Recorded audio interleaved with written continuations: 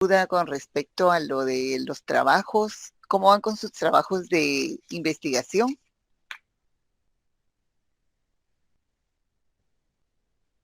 ¿Van avanzando? Sí, Ah, vaya. licenciada, nosotros ya tenemos casi todo el trabajo hecho.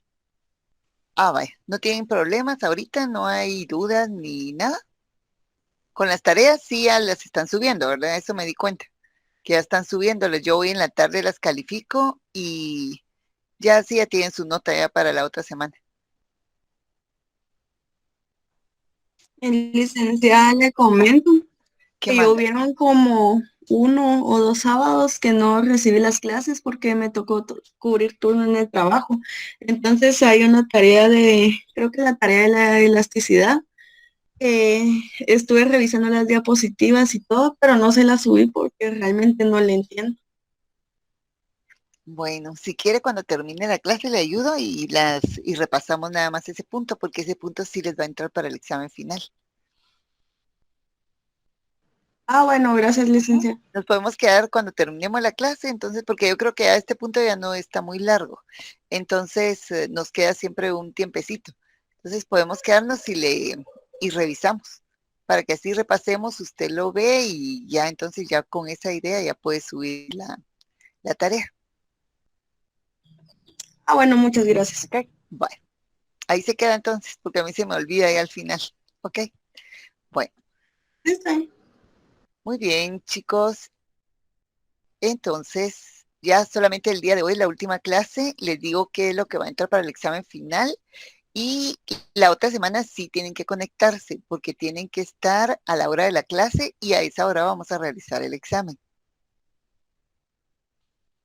El examen va a ser solo de 1 hora, entonces van a tener tiempo suficiente. Bueno, entonces vamos a empezar con el tema del día de hoy. Bueno,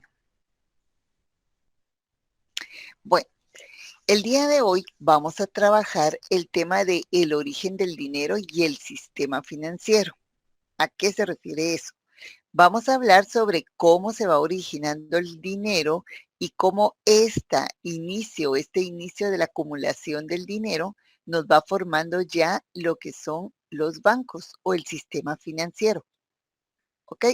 Entonces vamos a partir de que conforme la civilización o el modo de producción se iba avanzando, como se recuerdan que lo vimos en los modos de producción, se genera un evento que se le llama la primera división social del trabajo. ¿A qué se refiere esa primera división social del trabajo, si alguien se recuerda?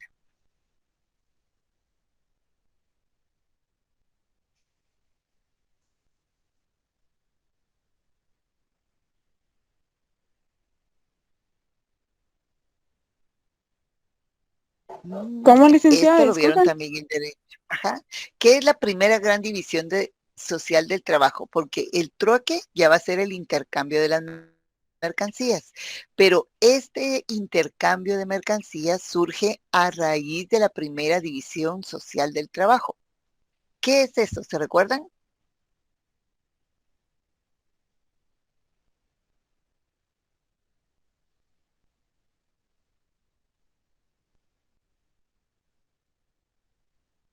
A ver, alguien que tenga alguna idea, alguna luz de qué fue eso, lo vimos cuando estábamos viendo la comunidad primitiva.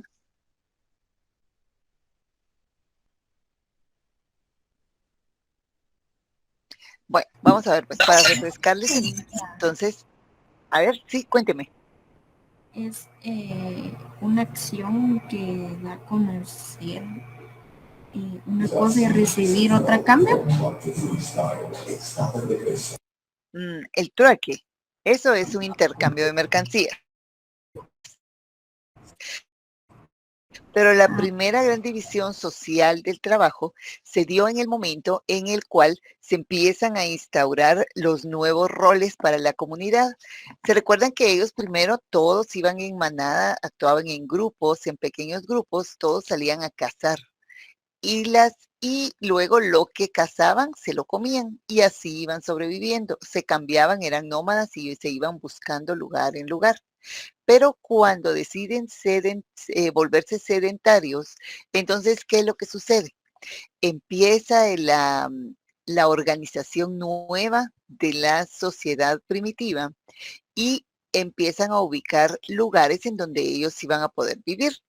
¿Y qué es lo que pasa? Empiezan a ver que ya no necesitan solamente de andar errantes, sino que la estabilidad de buscar un lugar específico en donde vivir les permite desarrollar nuevas actividades económicas.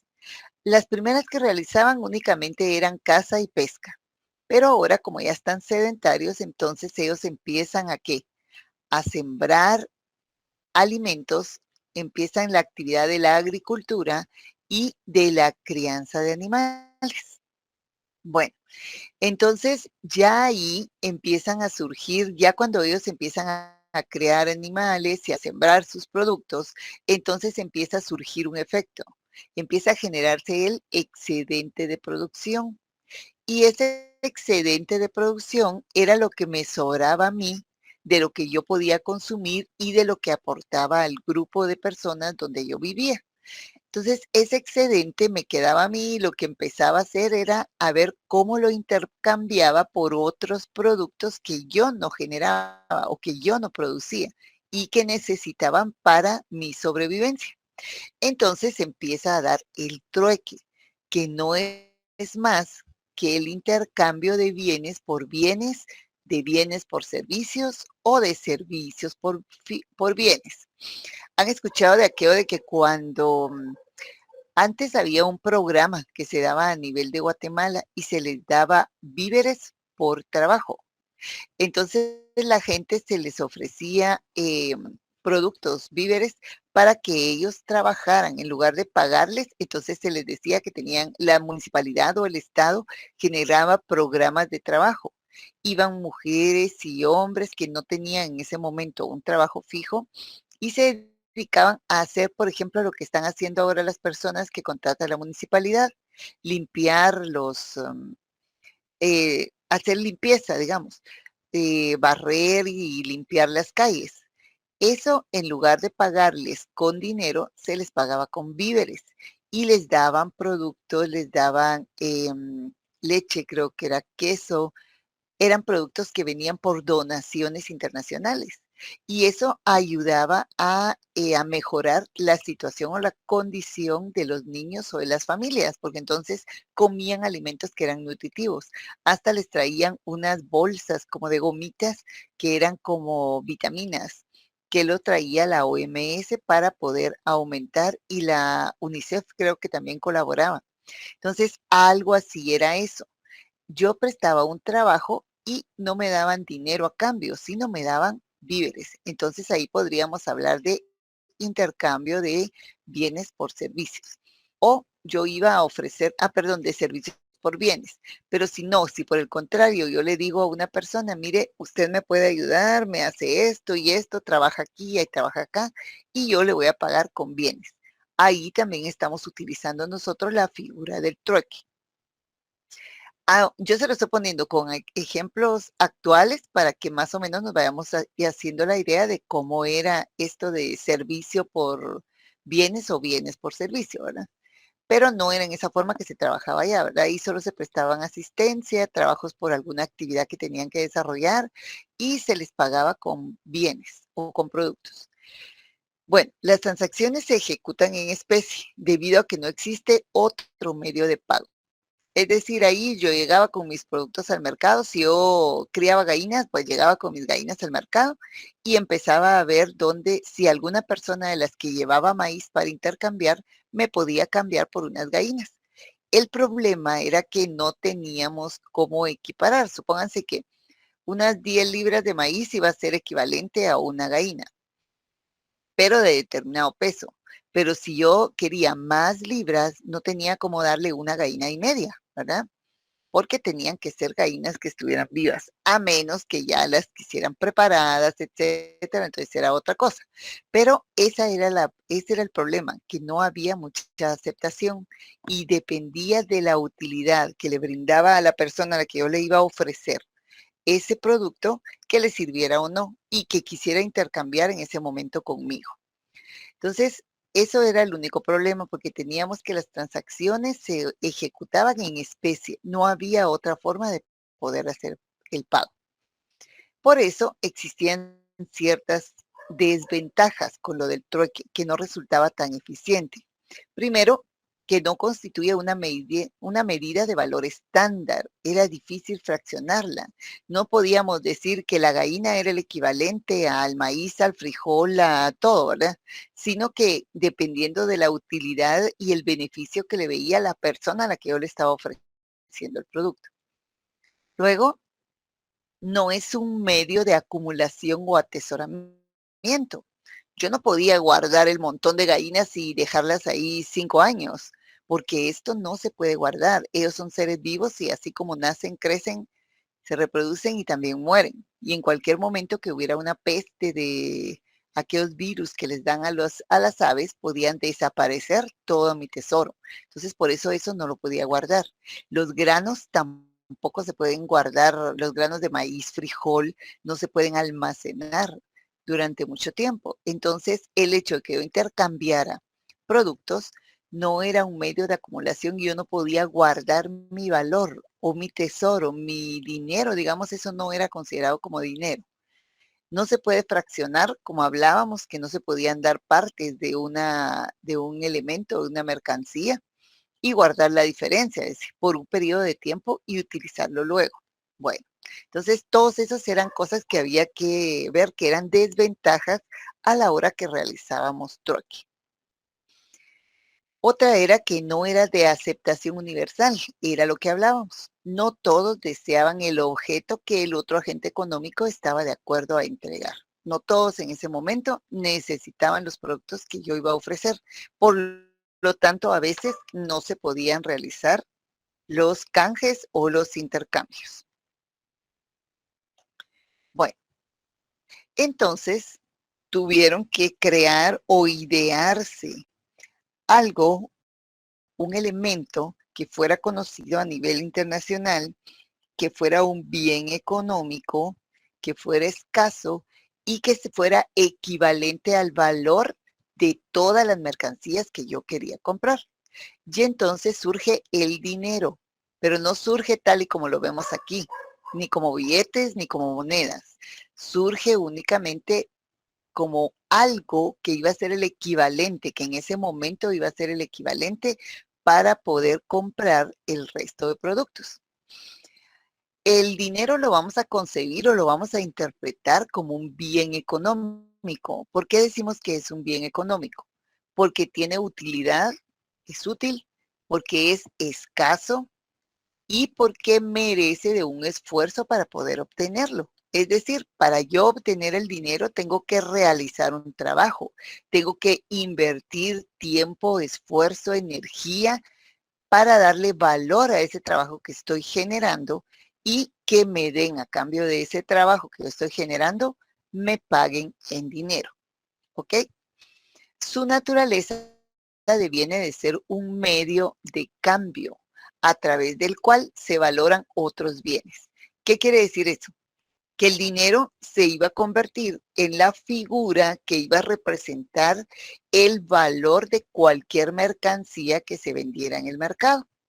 Eso sí, el dinero iba a decir, el precio iba a representar el valor y yo iba a pagar ese precio con dinero que era la mercancía universal por la cual yo iba a intercambiar esos productos. Ahora el dinero sí iba a ser aceptado por todos. Ya iba a ser la figura de un bien o de una mercancía que iba a ser aceptada a nivel de todos los productos. El dinero, dice, es el medio aceptado en la economía para realización de las transacciones de compra-venta de bienes y servicios, así como para el pago o la cancelación de deudas. Ya no solamente me iba a servir para poder cambiar, para poder comprar y vender productos, sino también me iba a servir para poder realizar el pago o la cancelación de deudas de créditos que yo había adquirido en un momento.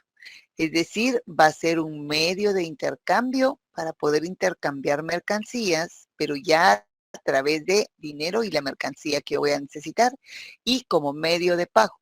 Van a ser una de las funciones que va a tener el dinero. Pero al principio, recuérdese que al principio no se utilizaba solo el dinero, sino así como la moneda o como nosotros la conocemos, sino el dinero que se utilizaba iba a ser una mercancía o la figura de algún elemento que iba a ser escaso, que iba a tener utilidad y que iba a ser en ese momento el equivalente de todas las mercancías que yo iba a vender. Por ejemplo, en Centroamérica o en Guatemala se empezaron a utilizar como dinero las plumas de quetzal y las pieles de animales, porque eran utilizadas por las personas, por los mayas, por los aborígenes que existían en esa época, por las personas que existían en esa época, para poder elaborar productos, ya sea ornamentales o de vestimenta. Entonces, por eso esto se fue convirtiendo en el dinero de esa época. ¿Ok?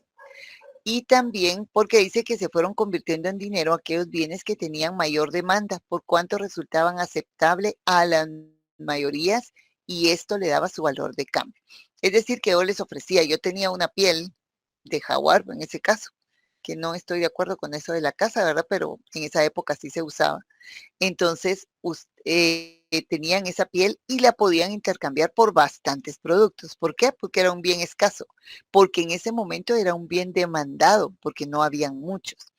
¿Qué es la novedad? Cuando empieza un bien y es algo extraño, es exótico, no existen muchos.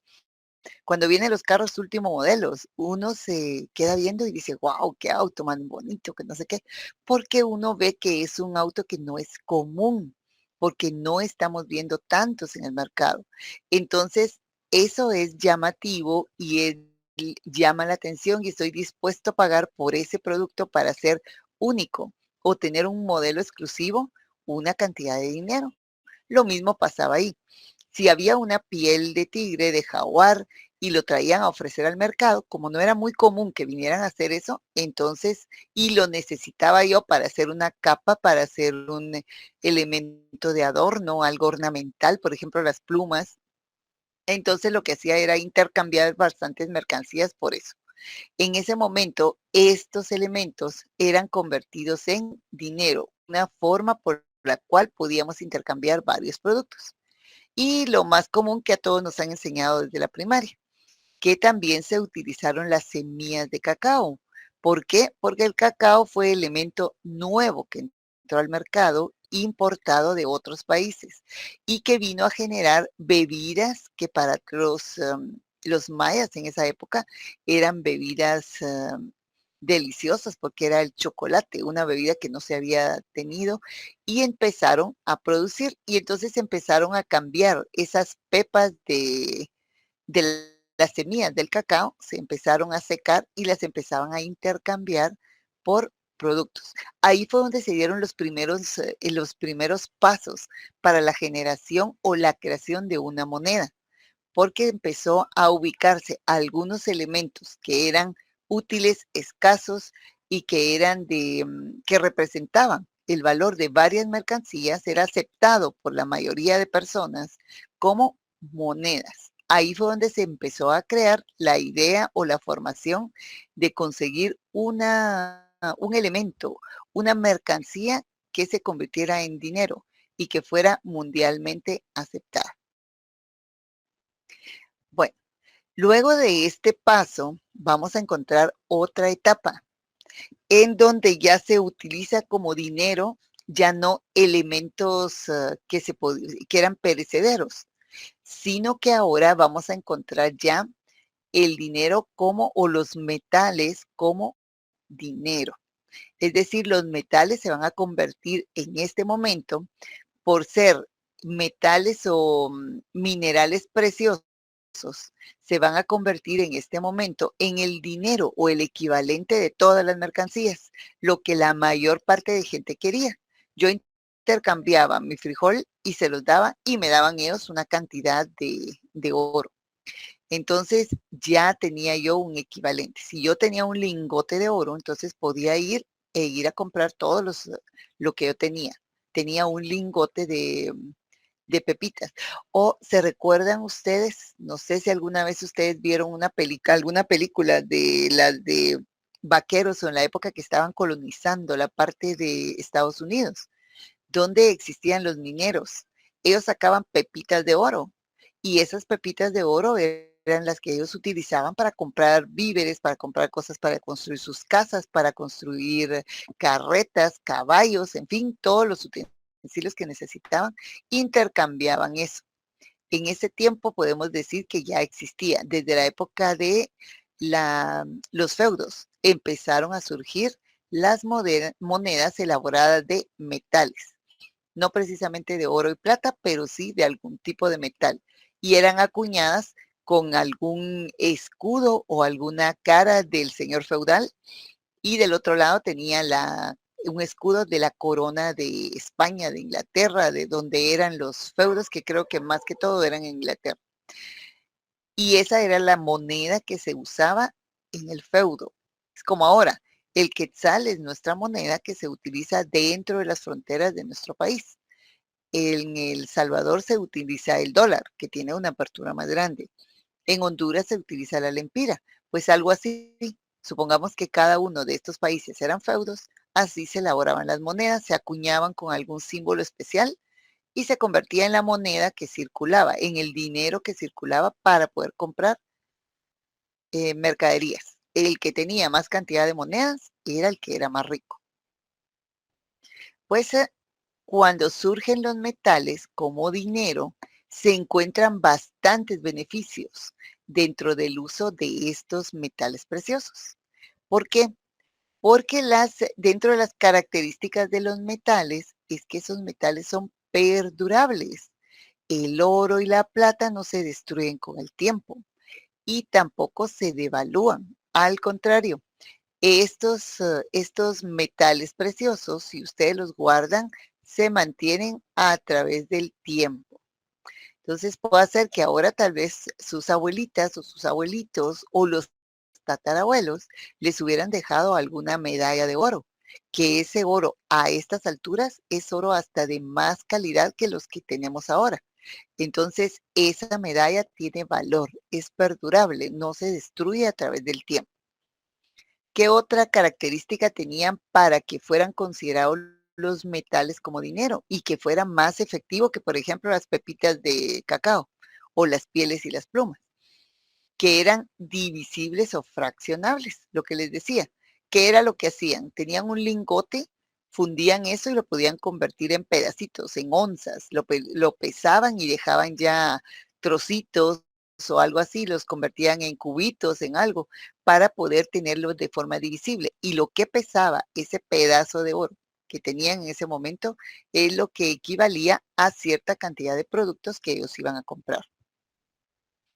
Otra característica buena que tenían los metales para poderlos utilizar como equivalente de valor y como dinero era que no se deprecian, porque esto nunca tiene una devaluación, sino que estos metales preciosos, al contrario, siempre están valuándose con mayor precio, dependiendo de la pureza que tenga el producto. Siempre cuando hablan de oro o de plata, siempre estamos hablando de la pureza del metal. Por ejemplo, ¿han escuchado ustedes que cuando compran algo de oro, les dicen, por ejemplo, oro italiano de no sé cuántos quilates? Y ese oro es más caro que el oro brasileño. ¿Por qué? Porque es más puro el oro italiano que el oro brasileño. Pesa más. Las personas cuando lo ven las personas, los joyeros, tienen unas balanzas especiales para poder medir en gramos y en no sé qué más la cantidad de oro que posee una cadena, unos aretes. Y si miden o pesan una de oro italiano va a pesar más que lo que pesa una de oro brasileño, porque el oro brasileño ya está mezclado. Entonces en la aleación ya hay menos pureza de oro. Por lo tanto, esto cuesta menos que el otro. Pero no es porque el oro se devalúe, sino porque el primero que les mencioné está puro y el otro está aliado con otro metal. Entonces, este no tiene la misma pureza que el otro. Y las características, si ustedes se dan cuenta, las características físicas también son diferentes. El oro brasileño brilla más que el otro oro. Bueno, son aceptados por su valor intrínseco. Acordémonos que todas las mercancías o, por ejemplo, la moneda va a tener un valor intrínseco y un valor extrínseco. ¿A qué se refiere cuando nos estamos hablando de un valor intrínseco? Es el que vale por sí mismo, por la cantidad que tiene, por el tamaño, por el peso que tiene ese valor. Mientras que el valor extrínseco va a ser, por ejemplo, por el tamaño. Pero el oro no va a pesar o no va a valer más por el tamaño que tenga el lingote de oro, sino va a valer por el peso que tenga y la pureza que tenga ese metal. Bueno, dice que también son transferibles. ¿Por qué son transferibles? Porque el valor de acá lo van a transferir a lo que se elabore. Si ustedes arman una moneda, el valor del lingote o de la pepita de oro se va a transferir a eso otro que fundieron, a eso que elaboraron. Si arman una cadena, una pulsera, un anillo, unos aretes, el valor de ese peso, de ese lingote de oro, va a transferirse a ese nuevo elemento que transformaron o que elaboraron. Entonces, no se queda con esto, no se transforma. A la hora de que lo transformemos, lo fundamos en otra cosa. No se va a eliminar el valor, sino que se va a mantener en ese otro objeto que estamos transformando. O si yo lo intercambiaba, si yo tenía un lingote que valía, supónganse que tenía 2 kilogramos de peso o una libra, no sé cómo pesarlo. Entonces, yo se lo transfería al otro y automáticamente él ya adquiría ese nuevo valor, ese nuevo precio. Por el hecho de que yo lo tuviera y yo se lo transfiriera a otra persona, no se le estaba cambiando el valor, sino era transferible. El que tenía el dinero, el lingote de oro, iba a tener ese valor. Son homogéneos, física y químicamente son iguales. Es decir, por el hecho de que partamos un lingote de oro en 100 partes, no quiere decir que la primera parte que tengo, la parte número 1 y la parte número 100 van a ser diferentes. Tienen exactamente las mismas características físicas y químicas. No cambia nada. Este pedazo de oro va a valer lo mismo que vale el otro. Y tiene varios usos, dentro de los cuales se recuerdan que decíamos que los lingotes de oro y los metales podían transformarse en cosas ornamentales como aretes de adornos o podían convertirse en monedas o podían convertirse en lingotes de oro, ¿verdad? Porque así no es como lo vamos a sacar de la tierra, sino que ahí lo sacan, lo limpian, lo funden y ya lo convierten en estos lingotes para almacenarlo o guardarlo. ¿Alguna duda acá?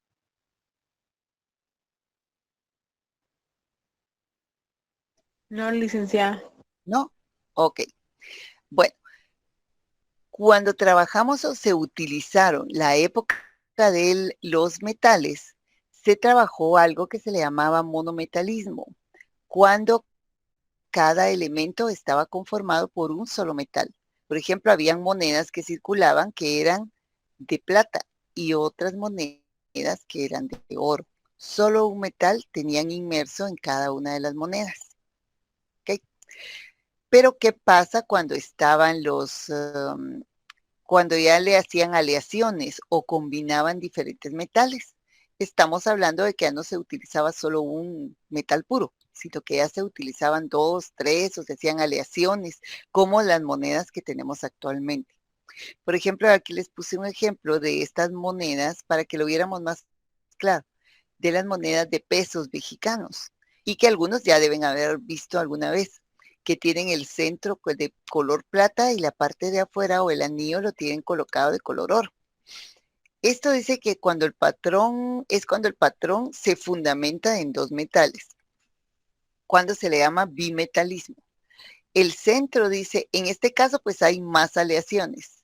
El centro es una aleación de alpaca plateada que contiene cobre, níquel y zinc. Ahí estamos mezclando ya 3 metales distintos para colocar el centro de las monedas, mientras que el anillo es una mezcla de bronce y aluminio. En este caso, las monedas ya no valen por el valor intrínseco, por la cantidad de metales preciosos que tienen en su elaboración, sino aquí ya valen por el valor extrínseco, lo que representan. ¿Cuál era la diferencia con estas monedas? Que al inicio, cuando las monedas eran de oro, valían por el valor intrínseco que tenían, porque estas monedas estaban elaboradas con un metal precioso y lo que pesaban era el valor que tenían. Pero en cambio ahora las monedas actuales que usamos ya no tienen ese valor intrínseco porque se utilizan materiales más sencillos. El valor que tienen es el valor extrínseco, el valor que representa cada una de esas monedas. Bueno, ¿alguna se recuerda o ha visto, bueno, no se pueden recordar, pero si les preguntan a sus papás, por ejemplo, en la época de más o menos los años 70, en Guatemala se elaboraban las las monedas de 10 centavos, de 25 centavos, y tenían dentro de su fabricación, tenían la plata. Entonces, cuando en ese momento se empezó a utilizar la plata y empezó a adquirir auge, empezó a subir de precio la plata, entonces la gente que conocía de eso, lo que empezó a hacer es a guardar o a sacar de circulación todo ese dinero, todas esas monedas, y las empezaron a fundir y a convertirlas en aretes, en anillos, en collares, etcétera. Y entonces lo que hizo el Banco de Guatemala fue sacarlas de circulación, porque tuvo que empezar a elaborar monedas que fueran de materiales o de metales más baratos, porque para ellos ya representaba algo muy caro estar invirtiendo en monedas de plata para que la gente ya no las regresara, sino las retiraban del mercado y ellos tenían que estar elaborando nuevas. Entonces tuvieron que crearse otras aleaciones de metales para poder sustituir las monedas de plata por esa nueva aleación que le salía más barata al Banco de Guatemala para poderlas emitir. Y a esa ley, cuando dicen que el dinero malo desplaza el dinero bueno, porque el dinero malo se refieren a unas monedas que ya no tienen el mismo valor intrínseco, que el metal que los forma ya es un metal muy común. A esa ley se le llama la ley de Gresham. Y eso es lo que dice. El dinero malo desplaza el dinero bueno. ¿Qué fue lo que pasó en esa época? Todas las monedas de 25 centavos que contenían plata o que eran elaboradas de plata, las retiró el Banco de Guatemala y creó monedas de un tipo más simple, o sea, de un metal más sencillo, más barato, y que ahora todavía ya parece que fueran como de plástico. ¿Las han visto ustedes? Las fichitas de 10 centavos, de 5 centavos, parece que fueran aquellas que venden con los juegos de damas de plástico, que son bien simples, no tienen peso ni nada. Estas monedas ya no valen por el metal que están elaborados o por el material que están elaborados, sino valen por lo que representan, por el valor extrínseco de esas monedas. Lo que representa un quetzal. Y si se dan cuenta ustedes todavía, con las monedas de quetzal, pueden ver ustedes la diferencia que hay entre las monedas que había en el 95, en el 2002, todavía hasta el 2010 creo que están pesadas. Las de que están ya más cercanas a estos años, todas son ya como que tuvieran plástico en su elaboración, ya no pesan nada. ¿Ok? ¿Dudas? ¿Ejemplos? No, licenciado. ¿No? ¿Están oyendo? Sí. Ah, bueno. Bueno, entonces, además de los metales, que resultaron, también se surgió como dinero el dinero representativo. ¿Y qué representaba esto? Era la moneda de papel. Aquí empezó a surgir la moneda de papel. Dice que la moneda de papel se le denomina así a los recibos y títulos de propiedad que extendían los bancos cuando recibían los metales, comprometiéndose a custodiarlos a cambio de una pequeña comisión, según el tiempo y la cantidad dejada en resguardo. ¿Qué era lo que nos decía? Bueno, los metales tenían muchas características buenas y eran fáciles de poder canjear, tenían valor intrínseco, era aceptado por la mayor parte de personas. Pero ¿cuál creen ustedes que era el mayor problema que tenían a la hora de transportarlos?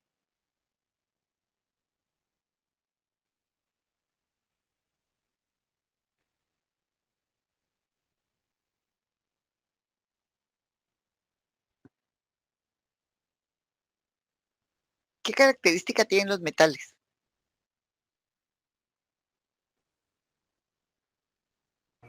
Es dura.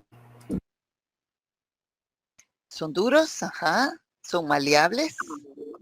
Pero ¿por qué creen ustedes que no eran tan fáciles de poder manejar en los mercados? Tienen excepción de mercurio. Por el También precio. podríamos decir, por él, a ver, Por el precio. por el peso más que todo, no por el precio, sino por el peso, porque recuérdense que no era fácil transportar lingotes de oro. Por eso se recuerdan que utilizaban aquellos grandes cofres en la época de los señores feudales, en la época de los reinos de los romanos. En esa época, cuando se utilizaba el metal puro de oro, de plata y se acuñaba, se utilizaban esos, pero eran demasiado pesados e incómodos.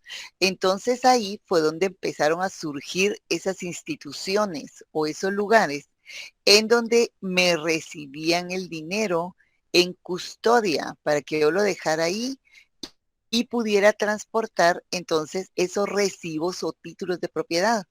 Entonces ahí me llenaban un documento y me decían, bueno, usted tiene en sus arcas 50 lingotes de oro y esto es valedero, lo sellaban y se lo llevaban las personas para ir a hacer sus transacciones comerciales, comprar grandes extensiones de terreno, comprar barcos, comprar lo que ellos necesitaran.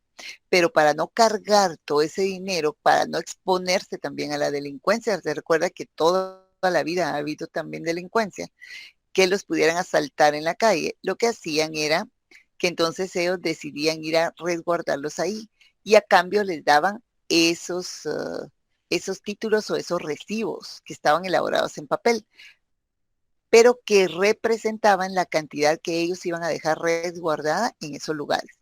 Ahí aparece la primera figura de un banco, porque esas entidades de bancos empezaron a formar para resguardar, para cuidar esos lingotes de oro a cambio de cobrarles una comisión o una cantidad de intereses de acuerdo al tiempo o la cantidad de dinero que dejaban en el banco.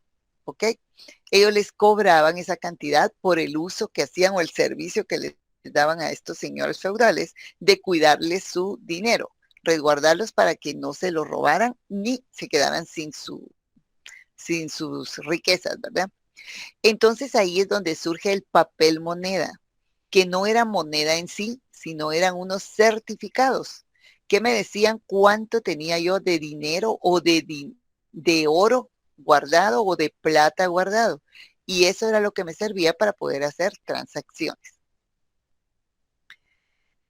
Dicho papel, dice, representaba un valor extrínseco. ¿Por qué representaba un valor extrínseco? Porque no representaba por lo que pesaba. El papel era simple, era sencillo, no pesaba nada, pero el valor no lo tenía en sí por lo que era él, por el material por el que estaba hecho, sino por lo que representaba. Este papelito, este recibo que me estaban dando, valía 10 lingotes de oro. Entonces el papel no valía por lo que pesaba o por la parte intrínseca por lo que estaba elaborado, sino valía por lo que representaba. Este papel representaba 10 lingotes de oro, ¿ok? Entonces, ahí es donde surge el dinero que se le denomina dinero representativo. Este papel, este simple papel me iba a representar una cantidad de dinero, una cantidad de oro que yo iba a tener guardada en un lugar y que me iba a servir para hacer transacciones comerciales. ¿Alguna duda? No, licenciada. ¿Ninguna? Ok. Bueno, entonces ahí vamos a ir retroalimentando. Surge el dinero surge la idea de dinero como algo que fuera una mercancía universal. Luego se pone como dinero los metales, se empiezan a utilizarlo. No, primero se empiezan a utilizar alguna mercancía que fuera representativa de ese valor y que me fuera a servir para poder cambiar. Y empiezan a surgir aquellas mercancías que yo iba a poner como el cacao, las pieles, las plumas. Luego ya tomamos como patrón de dinero, tomamos los metales preciosos, que empiezan a surgir los metales preciosos, lo que era el plata, el oro, y se empiezan a acuñar monedas con ese metal. Bueno, dependiendo de la pureza que tenía, era que tenía más valor. Otra forma en la que después empiezo a colocar o a tomar el dinero es el dinero que se llama representativo. Ya aquí ya se empieza a tomar como ese dinero iba a ser estos pedazos o trozos de papel que iban a representar la cantidad que yo dejaba guardada de oro o de metales preciosos en el banco. Entonces ahí ya empezaba a formarse la idea de el sector financiero o los bancos. Ahorita servía como entidad que resguardaba mi dinero nada más y me cobraban una cantidad por guardarla, por almacenarla y por vigilarla. Bueno, después surge ya el papel moneda, que es el que nosotros conocemos. Este papel moneda ya forma de dinero con respaldo, ya tiene la forma del dinero, ya forma ese sentimiento, esa idea del dinero, pero tiene que tener respaldo metálico o de oro. Papel moneda con respaldo en oro u otros metales preciosos depositados. ¿Alguna vez sus papás les contaron, por ejemplo, a ustedes, que había una época en la que Guatemala tenía unas grandes almacenado en las bodegas del Banco de Guatemala una gran cantidad de oro, metales y piedras preciosas? Eso era lo que le daba validez en una época como en los años 70, le daba validez al dinero. Dependiendo de la cantidad de dinero, de oro que tenían resguardados en las reservas nacionales, cada país, eso era lo que le daba valor a las monedas. ¿Han visto, por ejemplo, en las películas que salen donde asaltan los bancos en Estados Unidos y que dicen se llevaron el oro de la Reserva Nacional? Pues eso era lo que le daba validez en esa época al dinero. Mientras más oro, más metales preciosos tenían guardados los países, era la riqueza que tenían esos países. Y eso era lo que le daba valor a cada una de las monedas que se utilizaban o del papel moneda que empezaba a circular. En un principio dice cualquier banco. En la época antigua, cualquier banco podía ser emisor de papel moneda. Cualquier banco podía generar su moneda. Pero actualmente esta función es exclusiva solamente de la banca central de cada país. En cada país existe un banco central o un banco nacional, que es el encargado de emitir moneda. Bueno, como hablábamos de que antes este dinero tenía que estar respaldado por el oro, pero actualmente ya no se respalda por el oro, sino que actualmente lo que respalda la moneda de nuestro país es su estabilidad económica y por ende la producción de bienes y servicios que van a existir en cada país. El PIB o la generación o la parte económica de cada país es lo que va a respaldar su moneda. Mientras más sólida sea un país, mientras más crecimiento económico tenga, mientras más riqueza genere ese país, va a tener mayor fortaleza, mayor validez, mayor valor va a tener la moneda y va a ser una moneda más estable a nivel internacional. A ver, ¿alguien escuchó algo hace como unos cuantos años? ¿Qué pasaba con el peso mexicano con relación a nuestra moneda? Hace como unos 5 años, tal vez. ¿Qué pasaba con el peso mexicano? ¿O qué pasa todavía porque no están tan estables ellos todavía con respecto a nuestra moneda? Que está más devaluado.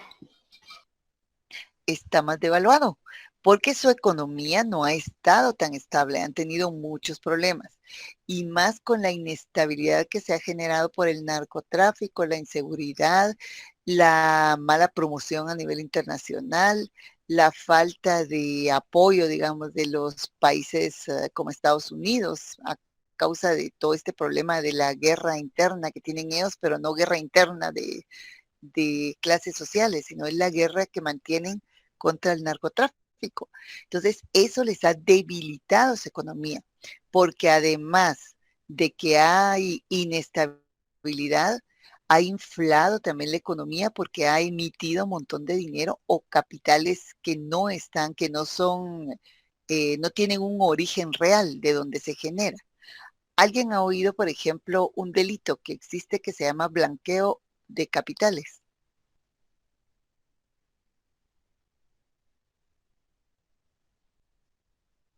No.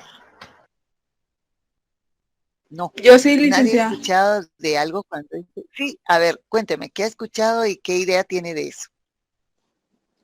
Por lo poco que yo sé, es lo elevado del dinero de de una actividad delictiva por las actividades Ujú, ilegales. correcto. Vean pues, este problema surge en las sociedades donde existe mucho problema de que hay delincuencia. Por ejemplo, ¿qué es lo que pasa cuando existe mucho blanqueo de capitales? Todo lo que son negocios ilícitos, como en el caso de la droga, hablemos de eso que es el peor flagelo que existe en nuestra sociedad, en todas las sociedades, ¿verdad? Bueno, entonces vienen todas estas personas y ese dinero como no está, esa actividad económica, la venta de droga no está regulada por el Estado, es una actividad económica que no existe, pero genera dinero. Ese dinero es dinero mal habido y no tiene origen real.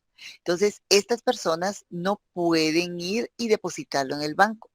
Tienen que hacer alguna transacción primero para poder blanquearlo o convertirlo como parte de una fuente lícita o una fuente, sí, una fuente lícita, que fue producto de un negocio. Entonces, ¿qué es lo que hacen? Lo lavan a través de inyectarlo, por ejemplo, a las ganancias de una farmacia, de supermercados. Ellos crean cadenas de negocios que ni siquiera trabajan ni generan nada, sino que simplemente ellos dan como en estados financieros, dan a conocer como que su empresa está generando tal cantidad de ingresos y por ende pagan impuestos o evaden impuestos, pero ese dinero surge de esa actividad económica. Supóngase que pongan una farmacia, pero esas farmacias ni tienen productos, ni pagan empleados, ni tienen tampoco y generan mucho dinero. Entonces empieza a surgir una duda, porque ese dinero está generándose como producto de una farmacia que no compra víveres, que no compra productos, pero que está generando ganancias. Y eso ellos lo empiezan a declarar, pagan los impuestos porque no les interesa evadir ese impuesto, sino lo pagan normal y todo ese dinero ya se blanqueó porque entró como una actividad lícita a la economía. Pero como ese dinero no es real, no salió de una actividad económica real, entonces lo único que hace es inflar la cantidad, la masa monetaria que existe en el país. y lo único que va a generar entonces es inflación, subida de precios y devaluación de la moneda. Entonces, por eso es que hay delito para todo eso. ¿Han oído ustedes cuando les dicen no presten no presten a nadie sus cuentas de ahorros o sus cuentas de monetarios? Porque eso es un delito, porque existe el delito de blanqueo de capitales, pero es generado por eso, que ese dinero ilícito de actividades ilícitas lo tratan de meter en el mercado para que salga como producto de ganancias de alguna actividad lícita. Pero eso a la larga lo único que hace es arruinar la economía de los países. Por eso es que es considerado un delito, porque solamente infla la masa monetaria, devalúa la moneda y arruina nada más las economías, porque eso es lo que le está pasando mucho a México. Tienen ese problema de que a pesar de que lo están combatiendo, pero no se ha logrado, la moneda de ellos permanece inestable, no tiene seguridad económica. Entonces eso ha permitido que su moneda haya decaído y entonces esté a un nivel más bajo que el quetzal y mucho más que el dólar. Es por eso que mucha gente de Guatemala va a comprar productos a México, porque lo que hacen es que ellos lo van a comprar a la mitad del precio y cuando lo vienen a vender acá, lo venden al precio normal. Supónganse que les va a costar el precio normal de venta en el mercado acá es de 5 quetzales. Ellos se van a México porque allá lo van a comprar en 2.50. Cuando regresan a Guatemala, ellos lo venden en 5, que es el precio normal. Y están obteniendo un 100% de ganancia sobre el costo que invirtieron. Entonces, por eso es el beneficio ahorita de ir a comprar cosas a México y que hace como un año tal vez era mucho mayor porque estaba tan devaluada la moneda de México que nos daban nuestros quetzales, valían una gran cantidad de pesos. Cuando ustedes llegaban a Tapachula o cualquier lugar a comprar mercadería, era una devaluación total y ustedes podían traer un montón de cosas. Ahora pues ya lo están regulando un poco más, porque ya no están permitiendo que haya tanto tipo de contrabando, ¿verdad? Lo están regulando.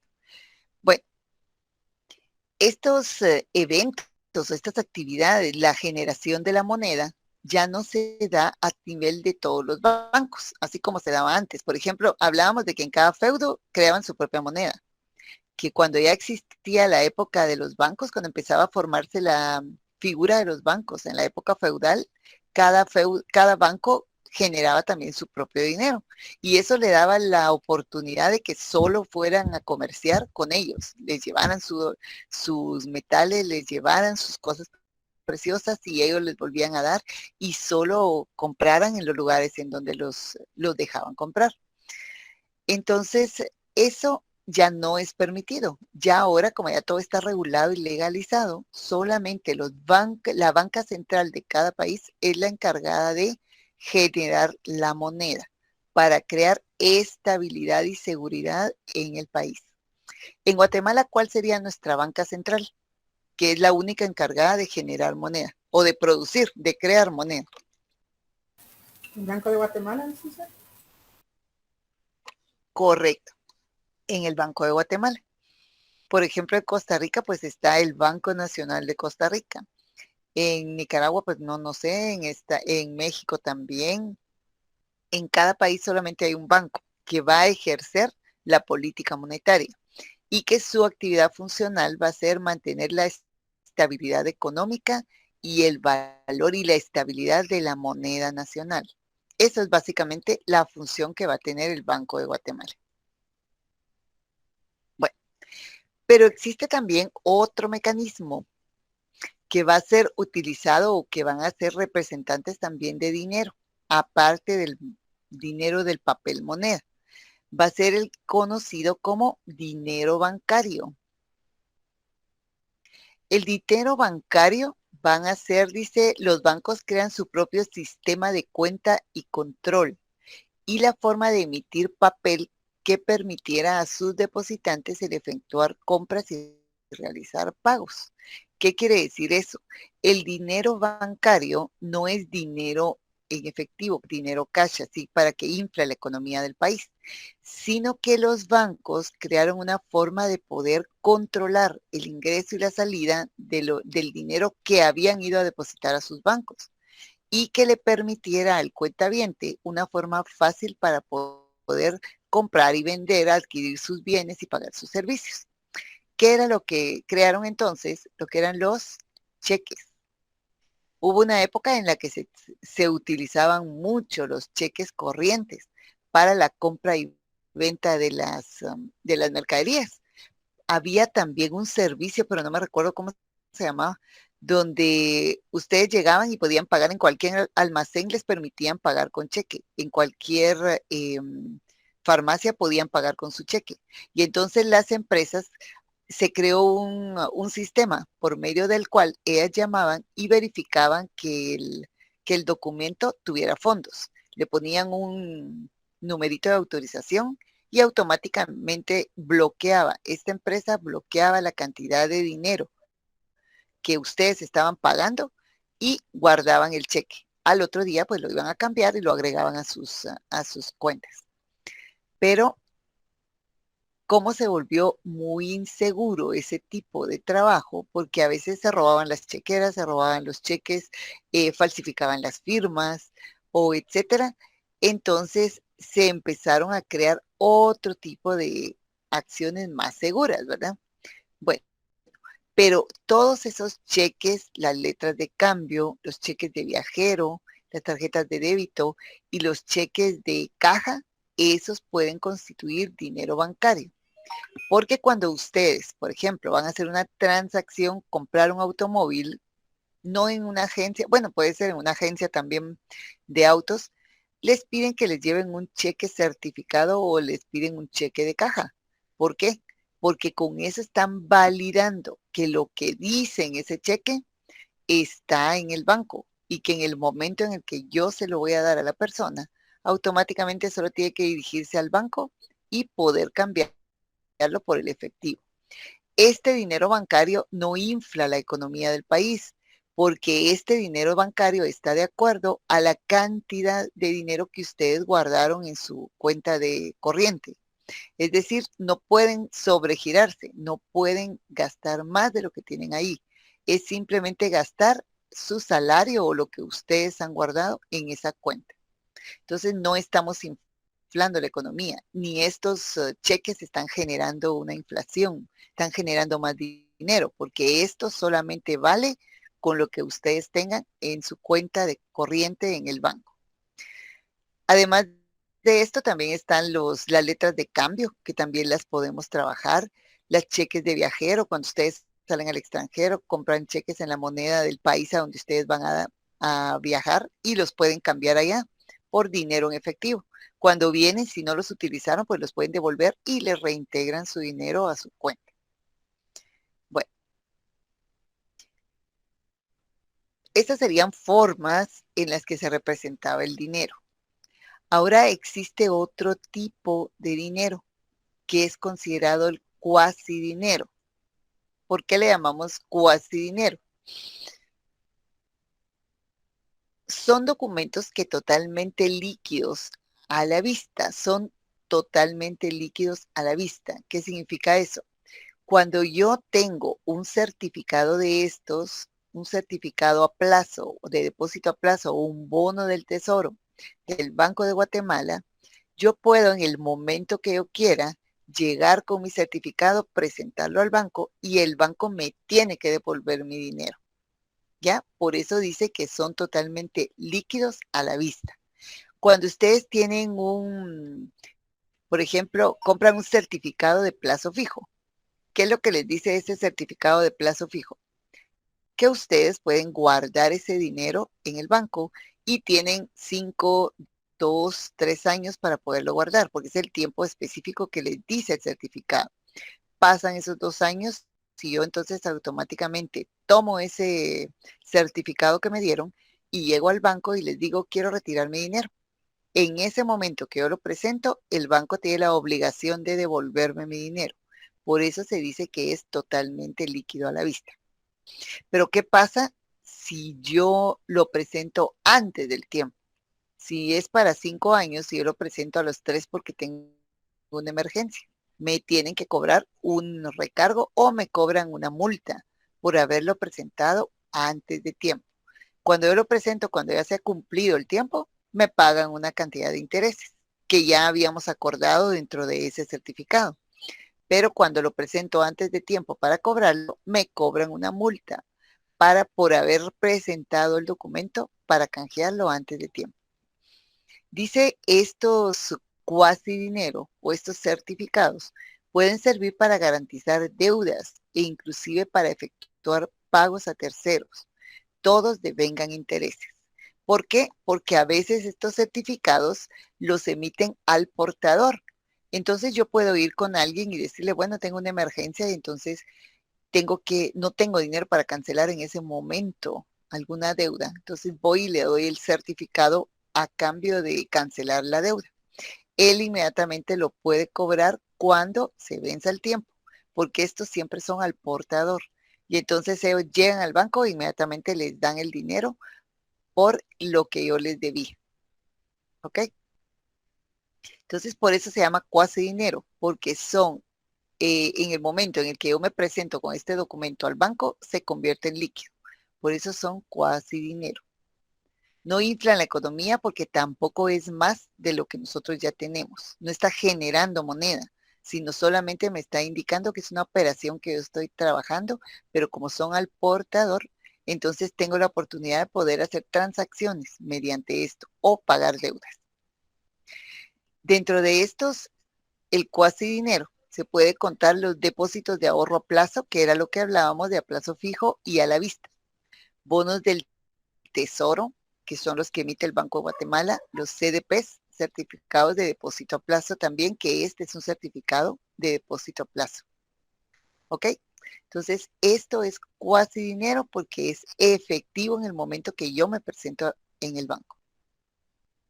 ¿Hay alguna duda? No, licenciada. ¿No? Ok. Muy bien. Bueno, entonces ahora vamos a ver cuáles son las funciones del dinero. Dice que el dinero tiene 4 funciones.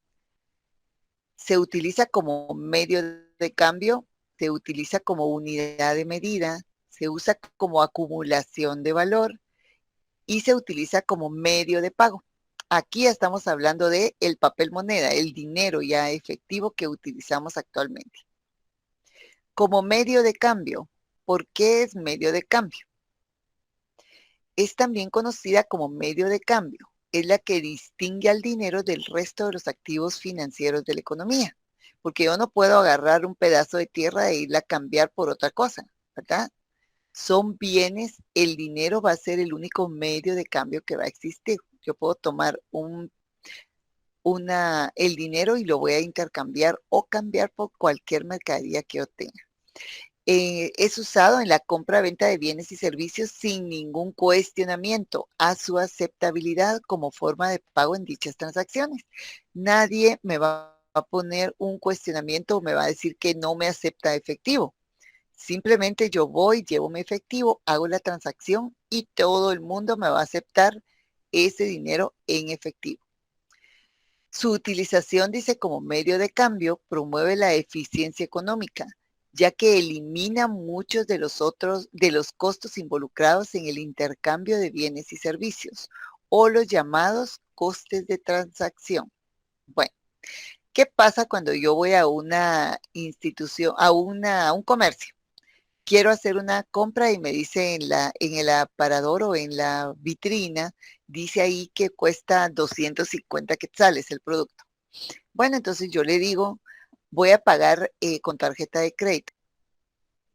Entonces me dicen, no, ese precio es para efectivo porque está en oferta. Pero si usted quiere pagar con tarjeta de crédito, ¿qué es lo que me dicen?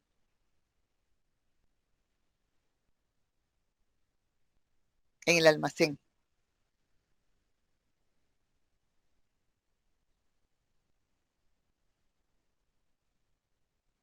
A ver, cuando ustedes han ido y pagan con una tarjeta de crédito, ¿qué les dicen a veces? No siempre. Ujú. ¿Que tiene recargo adicional, licenciada? Correcto, que tiene un recargo adicional. Si yo pago con efectivo, nadie me pone peros, pero si yo pago por otro medio de cambio, otro medio de pago, por ejemplo, la tarjeta de crédito, me cobran una cantidad adicional. ¿Por qué? Porque es el tiempo que ellos tienen que esperar para que el dinero les llegue constante a sus cuentas. Porque cuando yo pago con tarjeta de crédito, ese dinero automáticamente no entra a sus arcas, a su dinero, a sus cuentas, sino que ellos tienen que esperar a que la tarjeta de crédito les envíe un cheque por la cantidad de operaciones que realizaron o por el monto de todas las operaciones que realizaron con esas tarjetas de crédito. Banco Industrial les manda una, el Mastercard les manda otra. ¿Qué manda?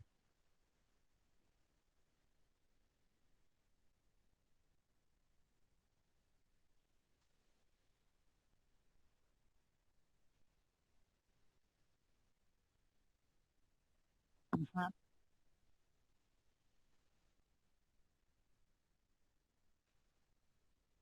ajá,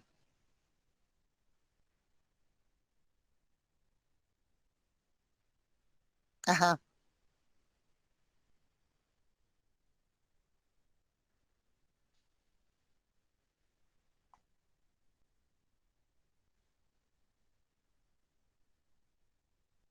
correcto. Ajá, le pone un recargo extra.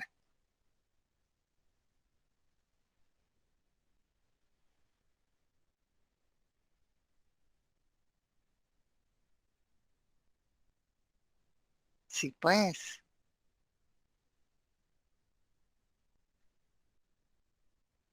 Mm, ujú, correcto. Ujú,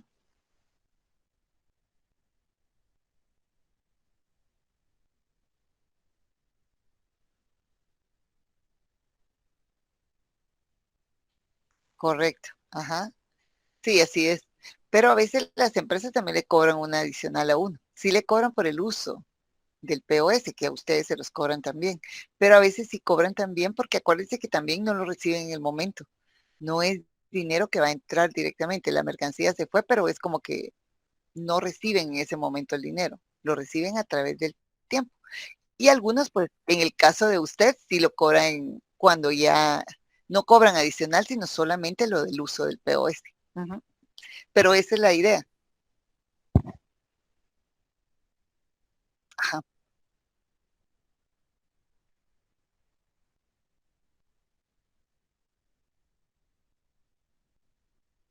Ujú.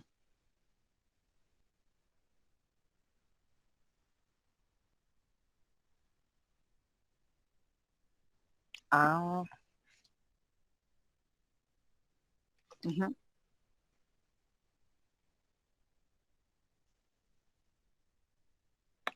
Ah, sí, sí, pues. Ah, bueno, pero entonces está mejor la vista. Ujú. Sí, pues,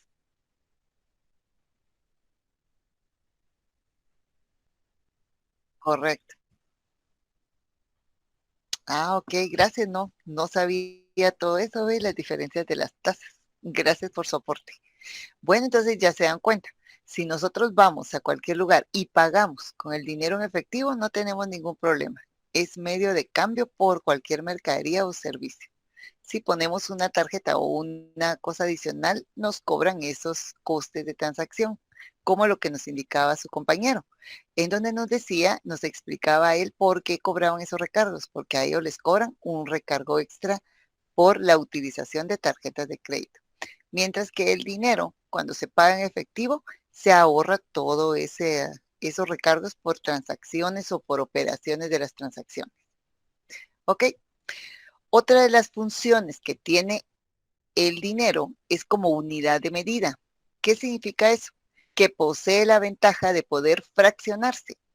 Usar el dinero como unidad de cuenta disminuye los costos de transacción, pues reduce el número de precios existentes en la economía y facilita la realización de las transacciones. ¿Qué quiere decir eso? Si lo vemos como unidad de medida, un quetzal es igual a 20 monedas de 5, 10 monedas de quetzal, 2 monedas de 50, 4 monedas de 25 y aquí está el equivalente a un quetzal, ¿verdad? Bueno, es fraccionada toda esa moneda y nos da la opción de pagar cantidades exactas, comprar cosas que sean menores que la unidad. porque puede fraccionarse el valor y podemos comprar o adquirir a través de cualquier operación o transacción cualquier mercancía que cueste o que su precio sea menor que la unidad. ¿Ok? Entonces, por eso nos dice que es una unidad de medida, porque tantas de un precio, tantas de un valor, tantas de un valor, tantas de un valor van a ser equivalentes a la unidad. ¿Ok? Puede ser divisible y son unidad de medida. Ahora, otra sería el medio de contabilidad o acumulación de valor. Dice, esto permite deducir que el dinero sirve como medio de cuenta. Sirve como medio de cuenta porque yo puedo contar cuántos billetes y la cantidad que representan cada uno para saber cuánto tengo de dinero. Puede ser acumulador de valor o medio contable. Puede ser acumulador de valor, porque yo puedo saber cuánto tengo ahorrado a través de contar cuánto tengo de dinero, de billetes, de monedas y de todo dentro de una alcancía, por ejemplo. O en el banco a través de la tarjeta que me dan, donde me van guardando, me van regulando, me van registrando la cantidad de dinero que yo voy ahorrando a mi cuenta. ¿Es un medio contable? Sí, porque yo también puedo hacer la cuenta de cuánto ingresa y cuánto sale a través de la cantidad de dinero que yo voy moviendo. Y obviamente dice que permite su atesoramiento. Si yo lo quiero guardar, lo puedo guardar en un colchón, debajo, como decían los abuelitos, que lo guardaban debajo del colchón.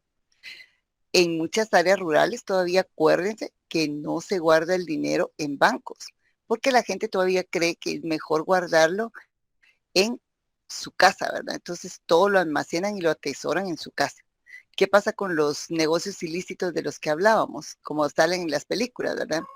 Que los narcos lo que hacen es que guardan caletas, guardan y atesoran su dinero, porque aun cuando lo saquen dentro de 10 años en eso que esté guardado en barriles o en lo que lo quieran guardar, refundido en algún lugar, cuando lo saquen va a tener siempre valor. Por eso dice que es medio de acumulación de valor. El dinero nunca se va a desgastar. A pesar de que se deteriore, lo único que hacen es retirarlo del mercado y vuelven a emitir moneda nueva. Pero el dinero mantiene su valor. Dice que es medio de acumulación de valor cuando es utilizado para guardar el poder adquisitivo o capacidad de compra a lo largo del tiempo. El dinero no es el único depósito de valor, pues diversos activos financieros y no financieros pueden desempeñar esta función. ¿Cómo puedo yo también guardar mi dinero? A través de la compra, por ejemplo, de algunos bienes que puedan mantener o aumentar su valor a través del tiempo. Mucha gente dice que la inversión en joyas es buen negocio, porque ustedes compran joyas de oro, de algún metal, de oro, que es el metal más valuado a nivel internacional, y ustedes las guardan y ahí mantienen dinero acumulado, mantienen valor acumulado. Quizá cuando ustedes lo compraron costó 3,000 quetzales y ya a los 5 o 6 años ya va a costar 5,000, 6,000 quetzales, se ha duplicado. Otra de las buenas inversiones es, por ejemplo, los bienes raíces, pero buscarlos en lugares donde ustedes puedan saber que la plusvalía del terreno o de la casa se va a incrementar, porque son lugares que son donde la gente quiere vivir más, ¿verdad? Entonces, a pasar del tiempo, van a incrementar de valor. Ahora, ¿un automóvil creen ustedes que puede ser una buena inversión para mantener, para acumular el valor de mi dinero a lo largo del tiempo? No, licenciada, porque la depreciación del automóvil es cada 5 Correcto. años. Los bienes, ajá, correcto. Cuando ustedes compran un automóvil, no están pensando en tener acumulación de valor, porque un automóvil se va a depreciar solo con la salida. Si ustedes lo compran en una agencia nueva, en una agencia de automóviles, solamente con el hecho de salir el automóvil de la agencia y de empezar a circular, ya está depreciándose una cantidad, un porcentaje. Y a través de los años, en lugar de incrementar su valor, se va a ir depreciando, porque es parte de la depreciación que en contabilidad nos enseñan, ¿verdad? Para hacerle a todos los activos fijos. Entonces, el hecho de comprar computadoras, sistemas de Nintendo, todo eso, son cosas que son depreciables. Ahí sí no es bueno invertir. Hay que buscar invertir en bienes que acumulen y aumenten el valor conforme pasa el tiempo. Guardar el dinero también en el banco sin que se esté moviendo no es también una forma de incrementar un valor. Si nos lo atesora, porque digamos, si yo guardo 100 quetzales, puede hacer que dentro de unos, ¿qué? 5 años, tal vez tenga 140 por la tasa de interés, pero lo único que se incrementó es eso. Entonces, mejor hay que tratar de buscar e invertirlo si yo quiero aumentar ese valor de ese dinero en cosas que vayan incrementando su valor o invertirlo en mercadería que se vaya moviendo. Recuérdense que la rotación del capital y la rotación del dinero es lo que genera valor. ¿Ok? Entonces, por eso es que la gente, ¿se recuerdan que hablábamos de la clase comerciante cuando surgió? Ellos se enriquecían sin necesidad de ser los que producían las mercancías, sino solo por el hecho de llegar al lugar, comprar la mercancía y llevarla a otro lugar a vender la mercancía, ya estaban ellos generando ganancia que solamente les costaba el tiempo que invertían en trasladar la mercancía e irla a entregar a otro lugar. Y actualmente hay muchas personas que trabajan así y que tienen más plata que los mismos productores, porque se dedican a la circulación, a llevar el producto, a trasladarlo de donde lo producen para donde se compra, donde lo venden, y ahí están generando ganancia, porque nunca lo van a comprar en el mismo, nunca lo van a vender en el mismo precio que lo están comprando. Siempre tiene que existir una cuota de ganancia. Solo con el hecho de que veamos las personas que venden por catálogo, en cada uno de esos catálogos que uno vende productos, le están ofreciendo una cantidad a la vendedora. Por ejemplo, hay en Ebel, en Avon, ahí les ponen un precio al catálogo y ese es el precio al público. Pero a la vendedora, a la persona que está vendiendo el producto, se lo dan con un 20% de ganancia, le dicen. Porque a él se lo cobran, si vale 100 quetzales, a la vendedora le cobran 80. Entonces, ella lo vendió en 100, ya automáticamente está ganando 20 quetzales solo por el hecho de circular el producto, el catálogo para que se puedan vender los productos.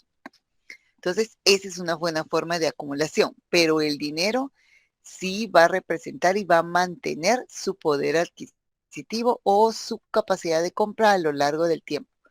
100 quetzales de ahora puede ser que me sigan sirviendo para dentro de 10 años, pero no van a tener tal vez el mismo poder adquisitivo, pero sí van a tener un valor. ¿Y por qué no van a tener el mismo poder adquisitivo? Porque acuérdense que cuando hay inflación, la cantidad o el valor adquisitivo de la moneda disminuye. Entonces, mientras la inflación sea más grande, mi quetzal vale menos. Por eso no es tan bueno nada más guardarlo, sino es mejor invertirlo. Bueno, ¿cómo va a servir otra función que tiene el dinero? Va a ser como medio de pago. Dice, cuando el dinero entra al circuito del crédito y sirve para liquidar o cancelar deudas, se dice que cumple la función de pago. ¿Por qué? Porque me sirve para pagar deudas que yo he adquirido. Por eso se llama que cumple con la función de pago. Se pueden cancelar deudas con el dinero que circula en el país en cualquier tiempo y espacio. No me ponen peros para recibir dinero a cambio de deudas o para cancelar créditos que yo he adquirido. El dinero es aceptado como medio de pago inmediato o a futuro. Si yo pago en este momento, automáticamente la deuda queda cancelada. El dinero es parte de ese medio de pago y es recibido a nivel mundial. Bueno, ¿alguna duda? ¿Quedó todo claro?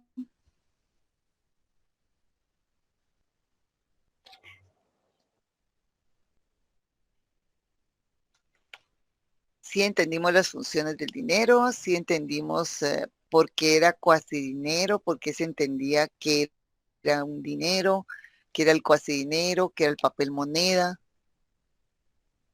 Sí, licenciada, todo claro. ¿Sí? Ok, muy bien. Bueno, entonces vamos a ver que también el dinero puede existir o ser denominado también dinero mundial. ¿Por qué le vamos a llamar dinero mundial? Porque es cuando la aceptación del dinero trasciende las fronteras geográficas de su propio país. ¿Qué quiere decir eso? Cuando mi moneda está tan bien validada y que es reconocida a nivel mundial, porque la economía viene de una economía estable, entonces mi moneda adquiere ese carácter de dinero mundial y entonces ya lo puedo utilizar en cualquier país del mundo. Cuando yo salgo, por ejemplo, de Guatemala, el quetzal, ¿será que lo puedo cambiar en cualquier o lo puedo utilizar en cualquier país del mundo? Por ejemplo, solo en Centroamérica. No, licenciado, no. Sí, licenciada.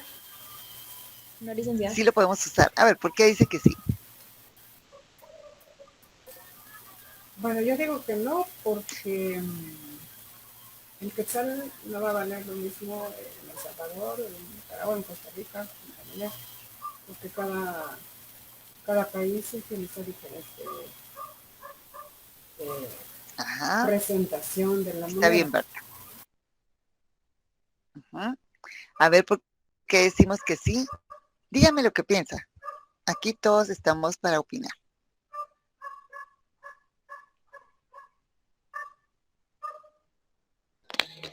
A ver, pongamos atención. A la hora de hablar, ¿sí? El de que yo sabía, sí, Podemos realizar licenciada. transacciones. Ajá. Ah, bueno. Ahora le voy a contar. Fíjense bien, el dinero mundial, el dinero, el quetzal, no lo podemos utilizar cuando vamos a El Salvador o cuando vamos a Costa Rica, porque el quetzal no me lo admiten ellos para poderlo utilizar como dinero mundial y cambiármelo por pesos, por colones, no me lo admiten.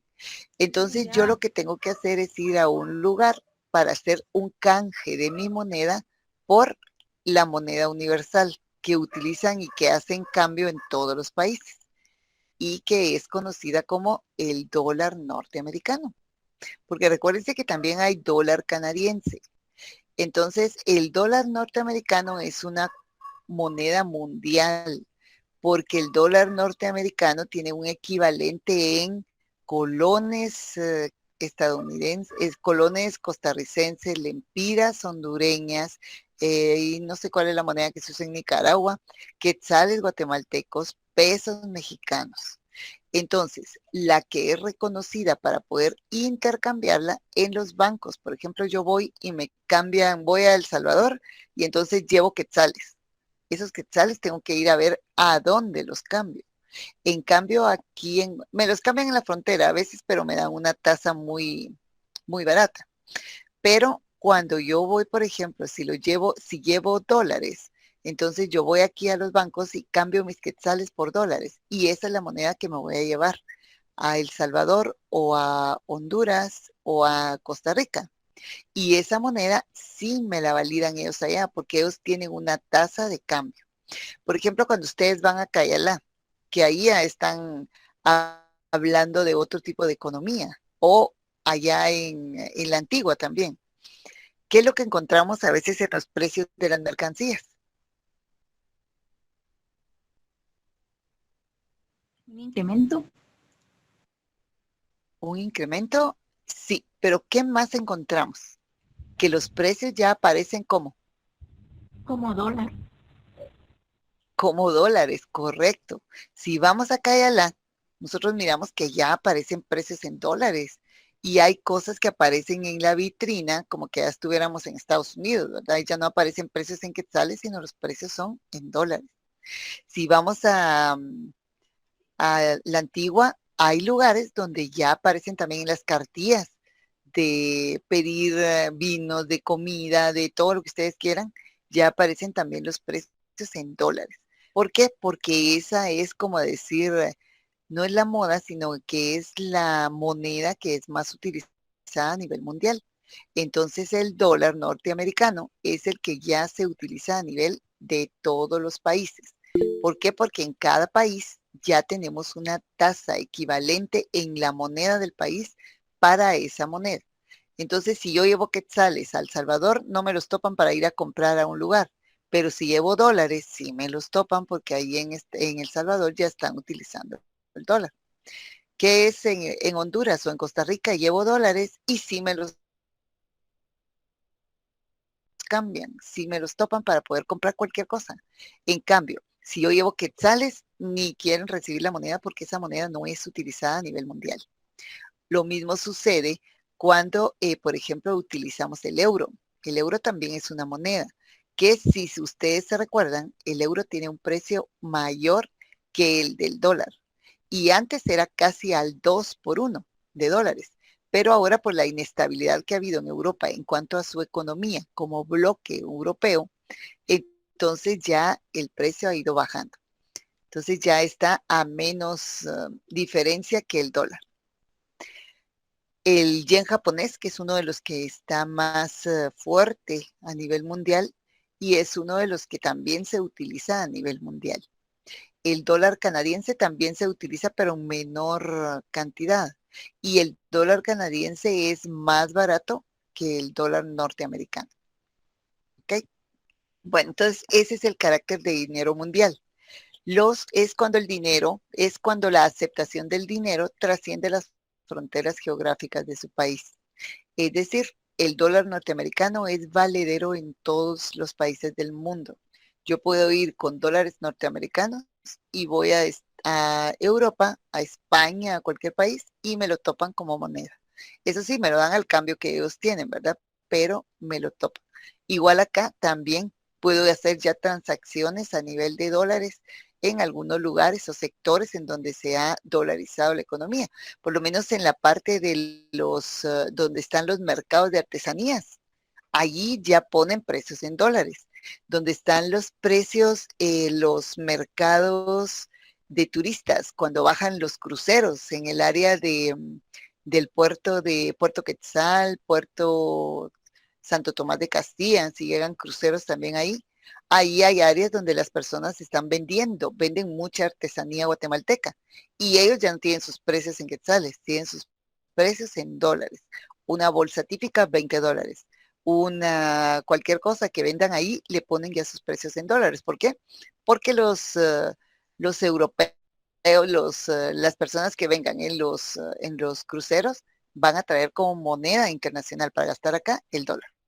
Y por eso es que los lugares más turísticos ya también tienen precios en dólares, porque es más accesible para el turista pagar de una vez, porque ellos ya saben cuánto tienen que pagar en dólares, que si les hacen el cambio en equivalente de la moneda nacional. ¿Ok?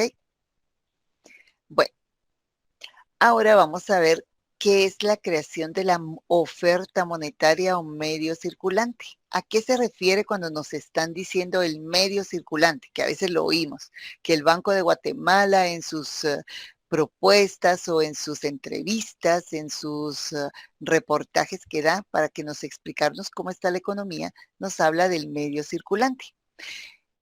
El medio circulante o la oferta monetaria, que a la larga es lo mismo, está conformado por todos los billetes, las monedas metálicas y los depósitos monetarios a la vista, que quiere decir los depósitos de cuentas corrientes. Está conformado por cheques que existen en un país a una fecha determinada. Incluye el efectivo en manos del público, que es una parte del dinero legal, más el dinero depositado en cuentas bancarias a la vista, que son las cuentas corrientes o cuentas de cheques, también llamadas, ahí dice, cuentas corrientes. Bueno, entonces, ¿a qué nos referimos cuando nos hablan de medio circulante o de oferta monetaria? Cuando nos dicen a final del año, subieron o se incrementó la oferta monetaria en el país, el medio circulante está grande. ¿Por qué? Porque aumenta la cantidad de billetes, monedas y cheques y depósitos monetarios a la vista que andan en el medio o en el sector económico de Guatemala. ¿Por qué aumenta? Porque se nutre o se traslada los bonos anuales que les dan a las empresas a veces a sus trabajadores o también por el pago de el aguinaldo para los trabajadores. Los bancos que a veces reciben o algunas instituciones que también reciben diferidos. Quiere decir que en lugar de recibir solo un salario, ahora estamos recibiendo dos. Eso infla la economía y empieza a circular más billetes y monedas. Entonces aumenta la oferta monetaria. ¿Qué es lo que sucede con eso? Que entonces se empieza, y han oído ustedes que a final del año, ¿qué pasa con el dólar? ¿Se abarata o se encarece?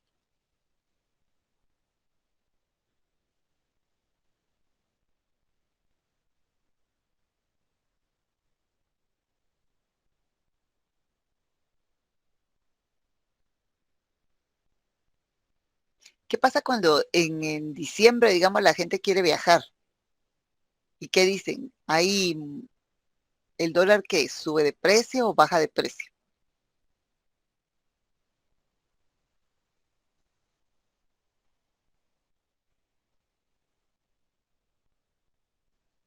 Baja, no, sube.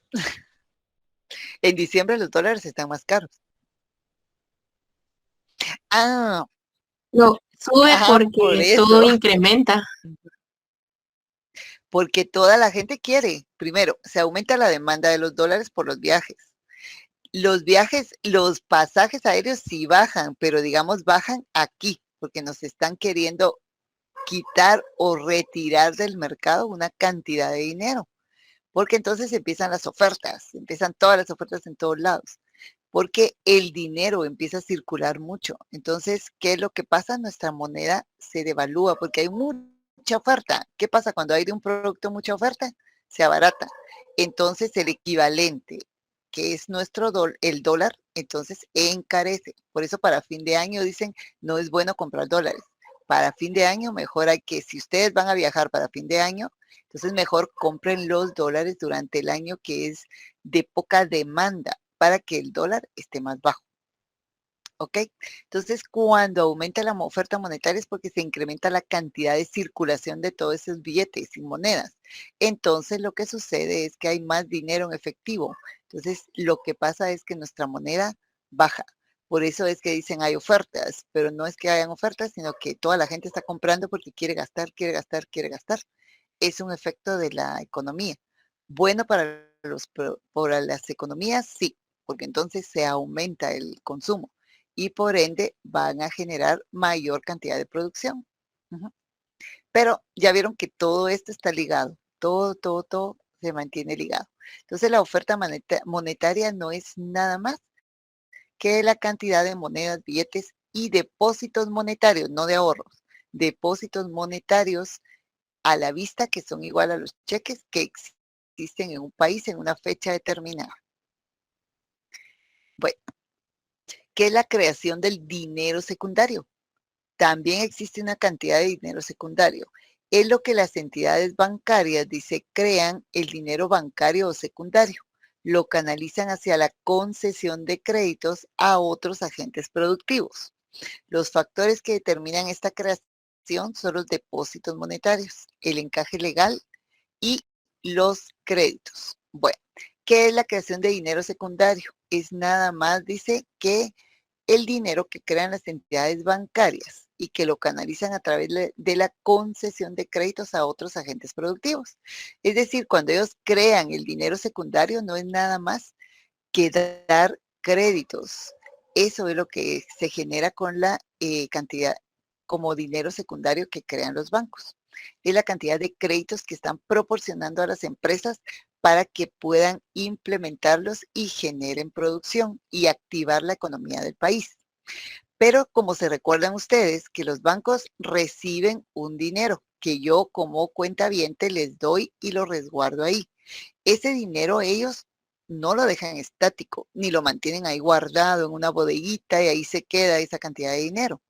Ellos tienen la opción de que ese dinero lo ponen a trabajar.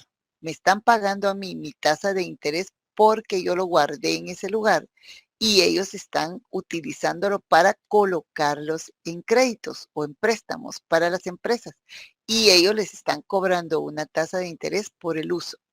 Pero ¿cómo van a hacer esos bancos para resguardarme ese dinero que yo tengo guardado ahí? Entonces se creó el encaje bancario o el encaje legal, que esa parte del encaje legal es lo que los bancos guardan como reserva. Dice que puede ser desde el 5 hasta el 50% del total de depósitos que va a tener un banco registrado en sus cuentas y que eso va a respaldar que el día de que el banco quiebre o el banco no le paguen esos acreedores o esos prestamistas a los que él le dio mi dinero, pueda responder ante los cuentavientes que guardaron sus ahorros ahí por el dinero que ellos dejaron a su resguardo. Eso es lo que nos ayuda con el encaje legal. Así que cuando ustedes escuchen que no está el encaje legal, no está cuadrado, no está de acuerdo a lo que se necesita, es porque hay ciertas instituciones financieras que no tienen resguardado, que no guardan ese dinero, porque eso es obligación legal que tengan ese encaje bancario y que vaya entre el 5 y el 50% de lo que tienen registrado como depósitos. Si ustedes se van a la superintendencia de bancos, cada mes ellos mandan un reporte de cómo están los encajes bancarios y cómo está la situación de cada banco. Cada banco manda un estado financiero donde registra todo lo que tiene como activos fijos, como ingresos de cuentas de ahorros, como ingresos de cuentas de monetarios, y eso tiene que cuadrar con esa cantidad que tiene que estar en esos estados financieros, que es el encaje bancario.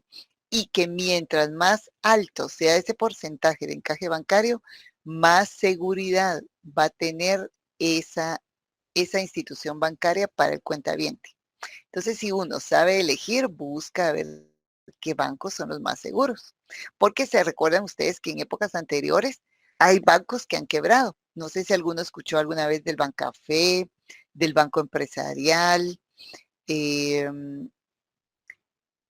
bueno, y otras instituciones que quebraron y que dejaron en el aire a las personas. Bueno, ahora hablemos de qué es la política monetaria. Dice que es la parte de la política económica que controla los factores monetarios para garantizar la estabilidad de precios y el crecimiento económico. Aglutina todas las acciones que disponen las autoridades monetarias, es decir, los bancos centrales, para ajustar el mercado de dinero. Bueno, ¿qué es lo que dicen cuando estamos hablando o hablan del Banco de Guatemala? El Banco de Guatemala es el encargado de ejercer la política monetaria del país. ¿Y a qué se refiere esa política monetaria? A que él es el encargado de controlar todos los factores monetarios para garantizar la estabilidad de precios y el crecimiento económico. ¿Y a qué se refiere con todos esos factores monetarios?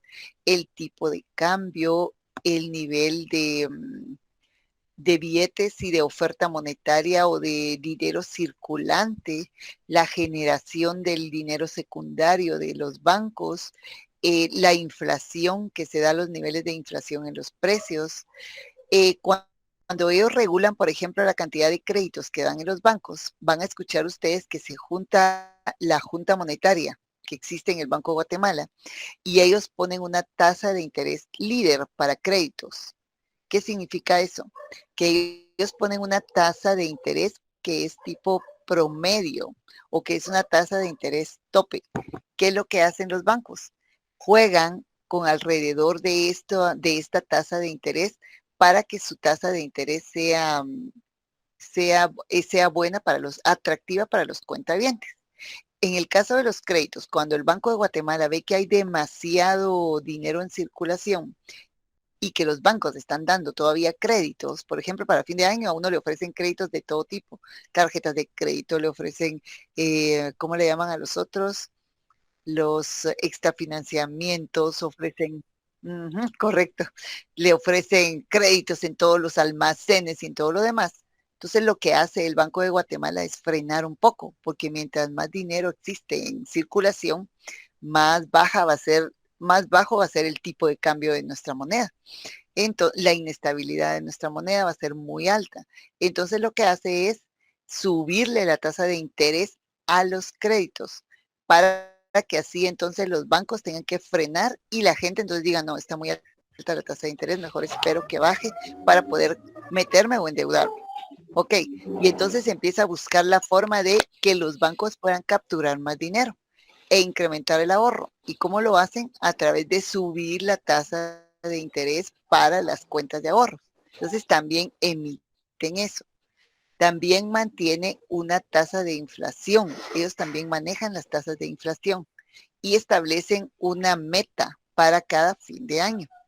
Y entonces lo mantienen una tasa de inflación estable para ir nivelando los precios a nivel nacional durante todo el transcurso del año. Cuando esa tasa de interés se va saliendo, entonces ellos buscan mecanismos para poder estabilizar otra vez los precios.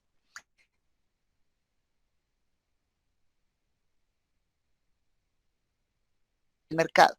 ¿Qué otra cosa es la que utilizan? Ah, el tipo de cambio. Aquí en Guatemala, en nuestra economía, ¿cómo estaríamos si el tipo de cambio fuera tipo de cambio abierto? El Banco de Guatemala es el que regula el tipo de cambio y ellos establecen un tipo de cambio que se le llama tipo de cambio de referencia. Si ustedes se meten al Banco de Guatemala, a la página van a encontrar todos los días un tipo de cambio de referencia del dólar. Y ahí ponen ellos un tipo para la compra y un tipo de cambio para la venta. Esto actúa como un indicador o un tope para que los bancos no se excedan, porque cada banco, vamos al banco GIT Continental y tiene un tipo de cambio para la compra. Vamos al banco, ¿qué más? Ficosa y tienen otro tipo de cambio. Vamos al tipo de cambio del BAC, tienen otro tipo de cambio. Pero si se dan ustedes cuenta, no hay mucha diferencia entre los dos. Están como los precios de la gasolina, ¿verdad? Que lo que cambian nada más son centavitos o centavos nada más, porque el precio lo establecen el tipo de cambio del Banco de Guatemala, el tipo de cambio de referencia. Y entonces ahí juegan un poquito más y un poquito menos para poder vender o para comprar los dólares. ¿Cuál es el tipo de cambio más alto en los bancos? ¿El tipo de cambio de venta o el tipo de cambio de compra? Si se han dado cuenta de eso. El de venta es el más alto, correcto. Y el de compra es el más bajo. Porque, correcto, porque ese diferencial que hay entre el tipo de cambio o el precio al que me compran los dólares y el precio al que me venden los dólares o le venden a otra persona los dólares que yo he ido a dejar, ese es el diferencial con el cual se queda el banco por la transacción simplemente de haber hecho eso de comprarme a mí y vendérselo a otro. ¿Ok? Entonces ahí vemos nosotros cómo se compensa. Esa es la parte financiera, cómo se va generando el dinero y cómo se va generando siempre por la circulación de la moneda. Todo lo que se mantiene estático no aumenta, mientras que si circula, entonces va generando. Porque yo le voy a dejar al banco $100, bueno, pero ahí va José y va a comprar $100. Entonces los mismos 100 que yo llevé se los pasan a él pero solo en esa transacción ya han ganado ellos un porcentaje por el hecho de intercambiar mi dinero para dárselo al otro. ¿Ok? Ahí está la ganancia de los bancos. El Banco de Guatemala como Banco Central dice que fue creado el 11 de diciembre del 45. Es el encargado de aplicar la política monetaria en el país, la que controla los factores monetarios para garantizar la estabilidad de precios, el crecimiento económico, y ajustar el mercado de dinero, lo que hablábamos.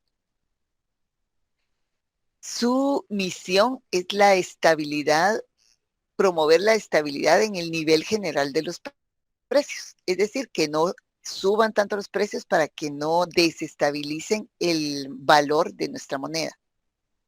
El objetivo del Banco de Guatemala es contribuir a la creación y mantenimiento de las condiciones más favorables al desarrollo ordenado de la economía nacional, para lo cual propiciará las condiciones monetarias, cambiarias y crediticias que promuevan la estabilidad en el nivel general de los precios. Es lo que les estaba explicando. O sea, aquí está más formalmente escrito, pero era lo que les estaba explicando. Las funciones del Banco de Guatemala es Como primero, ser el único emisor de la moneda nacional. 2, procurar que se mantenga un nivel adecuado de liquidez del sistema bancario mediante la utilización de los instrumentos previstos en su ley orgánica.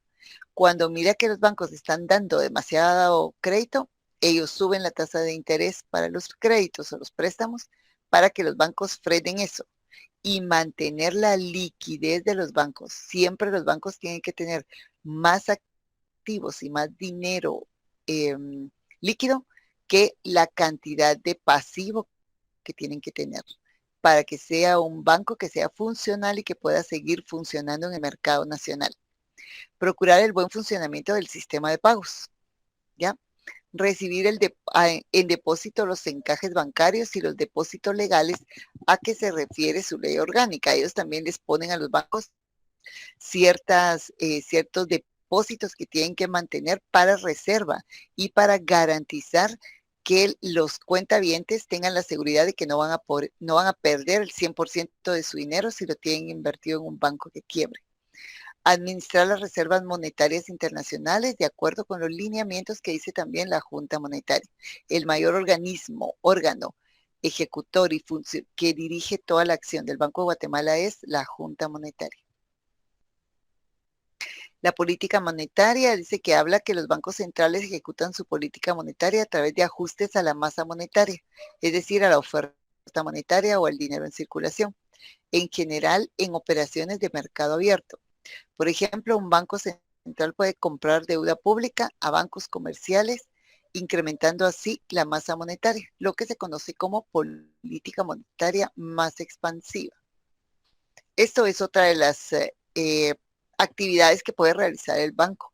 Comprar deuda pública a bancos comerciales, dice. Compra deuda para generar una mayor cantidad de dinero y les inyecta dinero a los bancos para que puedan inyectar dinero a las empresas y generar una mayor economía. Ejemplos, dice, si en el mercado hay poco dinero, se puede aplicar una política monetaria expansiva para aumentar la cantidad de dinero. Puede ser a través de la implementación de inyectarle dinero a los bancos a través de comprarles deuda y darles dinero. Entonces, ese dinero ellos lo vuelven a poner en circulación y vuelven a motivar lo que es la economía nacional.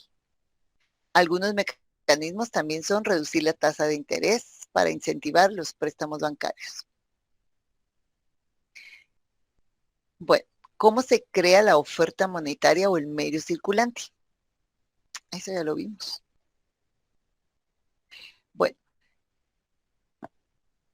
el medio circulante o el dinero, básicamente, se va a dar a través de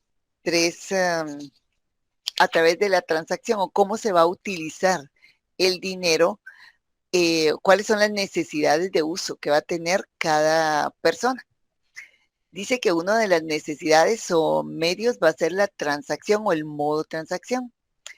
¿Por qué? Porque las personas necesitan el dinero para adquirir los satisfactores que ellos no producen. De otros modos, de otros que sí los fabrican. Está condicionado por los periodos de consumo, la facilidad de obtener crédito, el volumen de las transacciones y el nivel de precio de los bienes y servicios. ¿Qué quiere decir eso? Que uno de los mecanismos que va a utilizar o que se van a utilizar para el dinero va a ser el motivo o la demanda de dinero, va a ser el motivo transacción. ¿Por qué vamos a querer dinero líquido? Porque lo vamos a necesitar para adquirir satisfactores, bienes o servicios que yo como entidad no produzco o que yo como empresa no produzco o que yo como consumidor, persona individual, puedo comprarlos o adquirirlos. Otro de los motivos por los cuales va a existir una demanda de dinero va a ser la precaución. Las personas actúan con sentido responsable y tratan de prever situaciones y necesidades a futuro. Las personas y empresas desean contar con liquidez precisamente para afrontar las circunstancias que estén fuera de su presupuesto ordinario. ¿Por qué necesito yo mantener dinero líquido? Porque yo necesito, es parte de la precaución. Yo quiero tener la oportunidad de que al haber algún evento en el cual necesite gastar el dinero, tenga la oportunidad de tenerlo, ya sea guardado en alguna cuenta o en algún lugar. Por eso no lo invierto, porque es más difícil a la hora de que tenga un problema de liquidez en mi empresa, vender activos fijos y esperar hasta que se conviertan en dinero, a mantener una reserva de dinero en el banco que me pueda ayudar a salvar algún tropiezo o problema que pueda tener en la empresa. También otro de los motivos es la especulación para que exista la demanda de dinero.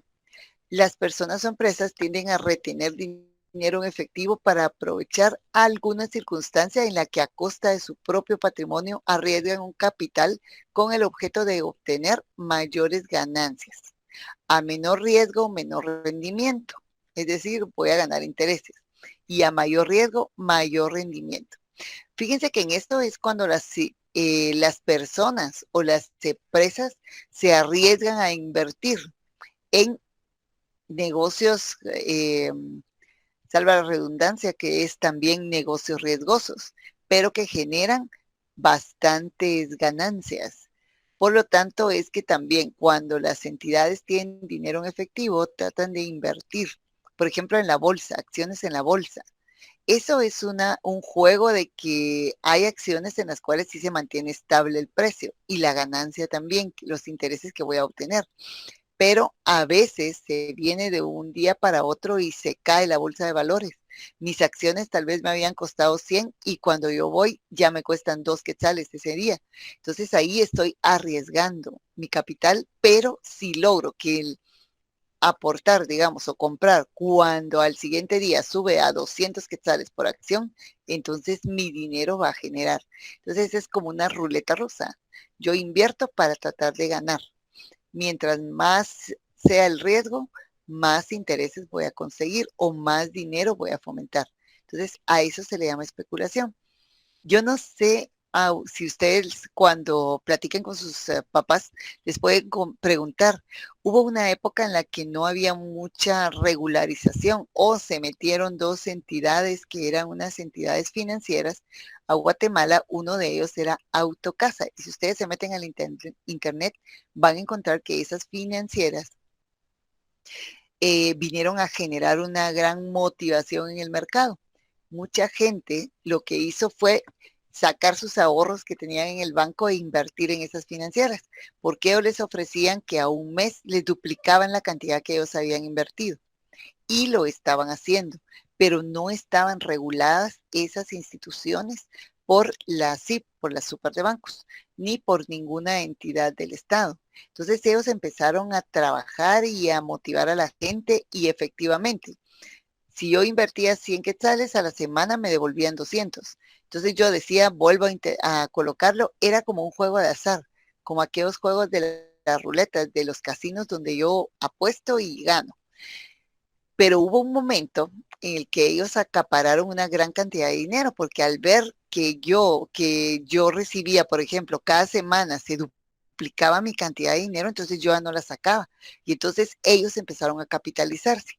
Cuando de repente en un momento dado, que ya era demasiada la cantidad de gente que estaba invirtiendo, la entidad cerró y desapareció.